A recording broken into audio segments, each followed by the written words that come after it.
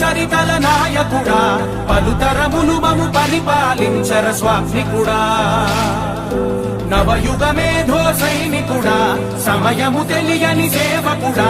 యువ నవ్యాంధ్రకు ప్రగతిని చూపర సాధకుడా వైతాళికుడా